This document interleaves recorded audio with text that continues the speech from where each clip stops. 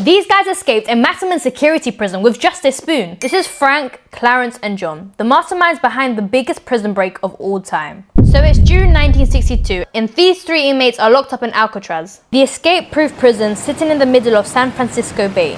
But here's the thing, these guys weren't your regular inmates. Frank is a genius with an IQ of 130. Clarence and John, they're brothers, and they are still bank robbers with a history of jailbreak attempts. But Alcatraz isn't your normal prison. The cells are tiny, the guards are on high alert, and the cold water surrounding it is full of currents that will turn you into an ice popsicle. So how did they pull it off? It started with a spoon from the prison kitchen. Frank and the brothers got their hands on some metal spoons and other things they could smuggle in. They worked at night, taking turns at scraping the concrete around the vent openings in their cells.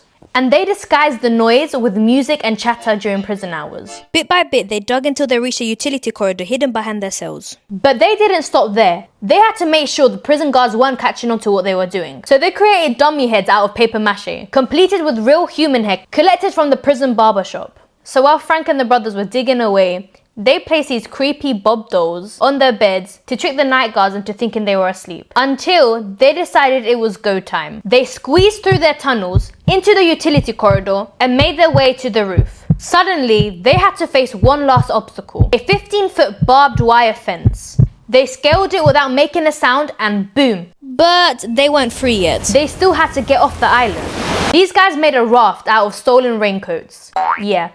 Raincoats. Raincoats stitched together with rubber cement. They inflated it using a concertina they modified into an air pump. And then, in the dead of night, they set out on their makeshift raft into the freezing waters of San Francisco Bay. The next morning, the guards found the dummy heads and realized they had escaped. A massive search followed. Boats, helicopters, police surrounding every inch of the bay and nearby areas. But Frank and the brothers, they were never found. Until this day, this case still hasn't been solved.